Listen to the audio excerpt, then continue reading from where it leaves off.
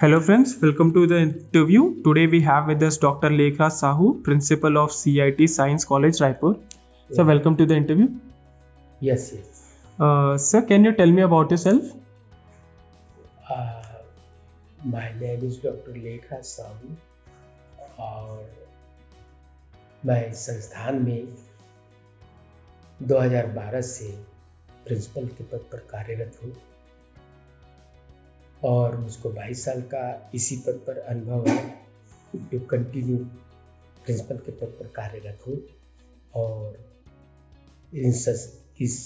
इस संस्थान को बढ़ाने में हमारे चेयरमैन साहब का जो एक सपना है उनको हम सब शिक्षक मिलकर के कोशिश कर रहे हैं, एक वट वृक्ष के रूप में स्थापित होने जा रहा है। ये हमारे लिए बहुत खुश नसीबी है और खुशी की बात है। All right, sir. Sir, being the principal of the college, sir, what are your roles and responsibilities? As a principal, fully responsible every work, academic, non-academic in our campus. But academic role must in our campus. एक तरीके से हमारे जो आसपास के जो क्षेत्र के बच्चे हैं, गरीब बच्चे हैं, उनको यहाँ पर आकर्षित करना, उनकी एजुकेशन उनको देना और कम पैसे में उनको एजुकेशन देना, क्योंकि गरीबी आज भी वैसे ही गांव पर परिलक्षित होती है। और जहाँ तक आप लोग को मालूम होगा कि दूसरे चीज़ों में पेरेंट्स खर्च कर देते हैं, लेकिन एजुकेशन के नाम पर वो जो रुपये जो आने चाहिए वो बच्चों के लिए वो खर्च नहीं कर पाते हैं। उसके कारण बच्चे और पिछड़ जाते हैं और जब बच्चे नहीं पढ़ेंगे तो समाज भी पिछड़ेगा और समाज पिछड़ेगा तो हमारा राज्य भी पिछड़ेगा। तो ये जो समस्याएं हैं हमारा मैनेजमेंट बहुत बखूबी समझती है और इसी पर हमारा मैनेजमेंट काम करे कि उच्च शिक्षा का लाभ जो है बच्चों को मिले, परिवार को मिले।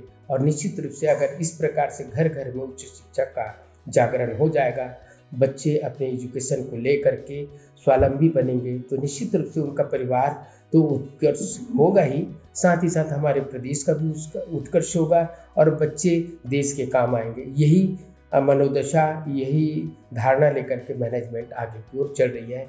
हमारा मैनेजमेंट जो है मानव रचना एजुकेशन जो नाम दिया गया है, मैनेजमेंट का नाम जो है, तो वो जो हमारी सोसाइटी है निश्चित रूप से जैसा नाम है वैसा काम भी कर रही है। और धीरे धीरे आपको पता लगेगा, अगर आप हमारे संपर्क में और आएंगे तो आपको ये पता लगेगा कि ये मानव रचना वास्तव में मानव का निर्माण कर रही है। मेरा ऐसा अदम्य विश्वास है इस संस्थान के ऊपर। All right, sir. Sir, how does the curriculum of the college ensure that the student are being prepared for the future? कि करिकुलम कैसे बच्चों को हेल्प करता है कि वो फ्यूचर के लिए प्रिपेयर्ड हो? हमारे यहाँ का जो एकेडमिक करिकुलम जो विश्वविद्यालय और हायर एजुकेशन डिपार्टमेंट निर्धारित करती है, उसी करिकुलम के आधार पर उन्हीं के तहत हम अपने इंटरनल करिकुलम को लागू करते हैं। जैसे बच्चों को पढ़ाई तो ज़रूरी है, वो तो मस्ट है, उसके बगैर तो कुछ हो नहीं सकता। हमारा पहला फोकस रहता है बच्चों को जितना ज़्यादा हो सके अपने टीचरों के माध्यम से उनका सिलेबस कंप्लीट करवाएं और इसी सिलेबस के दरमियान उनको हम एजुकेशनल टूर के लिए भी बच्चों को बाहर भेजा करते हैं। और यहाँ पर हमारे देख रहे हैं हमारे कैंपस 84 एकड़ में फैला हुआ है, ग्रीनरी है पूरी। और साथ ही साथ जो भी हमारे साइंस के विद्यार्थी हैं उनको हम हार्टिकल्चर, हमारे यहाँ जो सब्जेक्ट है और उस सब्जेक्ट से हट कर भी उनको हम कहते हैं कि बच्चों को सिखलाओ और खुद भी सीखो और बच्चों को सिखलाओ। तो उसके लिए संस्थान किसी भी प्रकार की रोकथाम करके नहीं रखी है कि आप अच्छी चीज़ अगर दिखलाई दे रहे हैं तो बच्चों को जरूर सिखलाओ, ताकि उनकी उन्नति, एकेडमिक उन्नति के साथ साथ उनका जो सर्वांगीण विकास एक शब्द आता है वो कम से कम हम 75% भी जागृत कर सके उन बच्चों में, तो वो हम ऐसा लगता है कि उन बच्चों को हम स्वावलंबी करके हम अपने संस्था से भेज दिए। वो व्यक्ति या वो जो बच्चा है या स्टूडेंट है वो कभी भी कहीं पर भी जाएगा, सरवाइव कर लेगा, अपने जीवन को उत्कृष्टता की ओर ले जाएगा। ये हमारा विश्वास है हमारे टीचरों के माध्यम से। Alright, sir. So, how do you try to bring practical approach towards the subject and make it industry oriented? Industries से भी काफ़ी संपर्क हुआ है, खास करके कंप्यूटराइज्ड सेक्टर है, कंप्यूटर जो कम्युनिकेशन वाले पार्ट्स हैं, जो इंडस्ट्रीज वो यहाँ पर आए भी थे। हैदराबाद की टीम आई थी, हमारे नया रायपुर से भी कुछ टीम आई थी, इंडस्ट्रियल बेल्ट से भी आए थे। तो हमारे यहाँ के कुछ बच्चे जो हैं बहुत ही इंटेलिजेंट हैं, और दूसरी बात उन्होंने लाइक भी किया और अपने संस्थानों में उनको नौकरी भी ऑफर की। लेकिन बच्चे हायर एजुकेशन को और बढ़ाना चाहते थे, उन्होंने खुद नकार दिया। तो इस विषय पर हम बच्चों से ज़्यादा कुछ नहीं कह पाए, क्योंकि वो अपना उच्च शिक्षा का और लाभ लेना चाहते हैं। और अब हमारा भी ऐसा मानना था, एक बार बच्चे आप पढ़ करके निकल जाओ, उसके बाद ज़िंदगी आती है, आप जैसे जीना चाहोगे वैसे आपको मिलेगी। बीच में अगर पढ़ाई छोड़ते हैं, उस स्थिति में आपको जो आपको मिलना चाहिए वो नहीं मिल पाएगा। इसलिए आप पूरा पढ़ाई कर लें, उसके बाद अपने आप को फिर फील्ड में झोंक दें और निश्चित रूप से उनका जीवन धन्य हो जाएगा। Alright, sir. So, any suggestion you would like to give to current youth and aspiring student?